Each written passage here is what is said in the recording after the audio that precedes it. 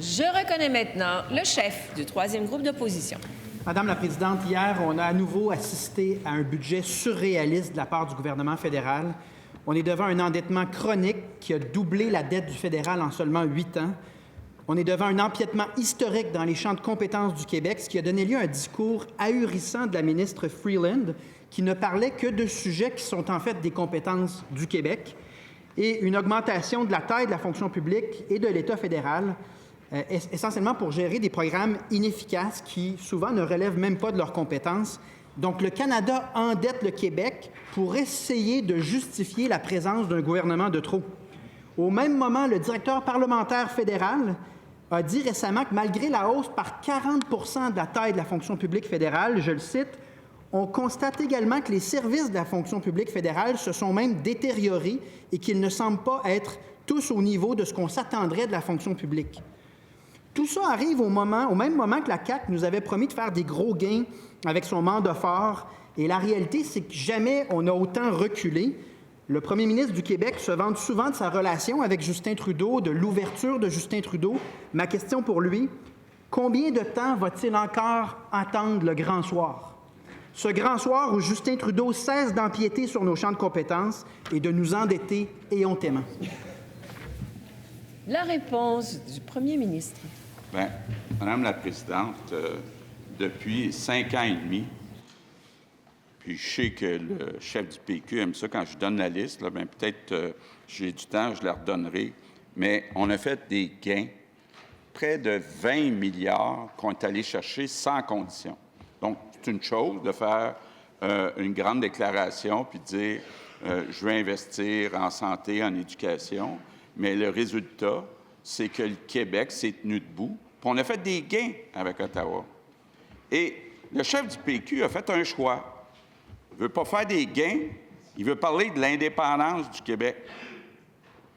Et, Madame la Présidente, c'est quand même nouveau, là, parce que je veux citer le chef du PQ en 2016. Il a dit, je le cite, « Si vous voulez reconnecter avec tous les Québécois et donc gagner une majorité, si on veut faire ça, on ne peut pas dire aux gens que vous le vouliez ou non, on va parler d'indépendance. Ça force les gens, ça ne favorise pas l'écoute. » Je ferais mien ces propos. Première complémentaire. OK. Je réitère que malgré le mandat fort de la CAQ recule de 10 pas et ensuite nous dit « oui, mais j'ai avancé d'un pas ». Ça s'appelle une soustraction. 10 moins 1, ça fait 9. On a reculé de 9 pas.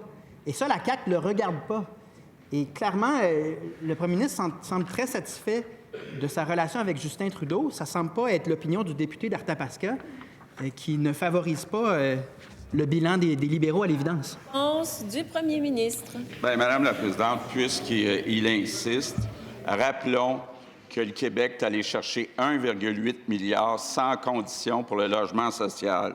On est allé chercher 6 milliards pour des services de garde qu'on avait déjà, donc sans condition, on peut l'investir dans ce qu'on veut. On est allé chercher 5,5 milliards d'Ottawa en formation de la main-d'œuvre, 700 millions en aéronautique, 460 millions en Internet haute vitesse, 300 millions en itinérance, 3 milliards pendant la pandémie. Puis je pourrais continuer, Madame la Présidente.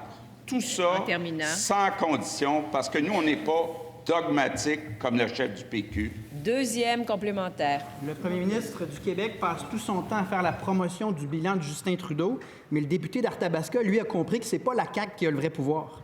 Puis, contrairement au premier ministre, il ne pense pas que Justin Trudeau travaille dans notre intérêt, de toute évidence.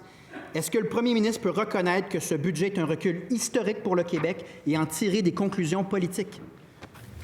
La réponse du Madame premier ministre. Le chef du PQ fait le choix de travailler pour l'indépendance, mais voici ce qu'il disait en 2016. Martine, on parlait de Martine Ouellette, dit « Prête, pas prête, j'y vais, on fonce ». Moi, je vous dis, les faits sont les suivants. 86 % des gens ne veulent pas d'un référendum dans un premier mandat, ce qui veut dire que les 2 tiers des souverainistes ont un problème avec un référendum à court terme. Est-ce que le chef du PQ pourrait s'écouter lui-même?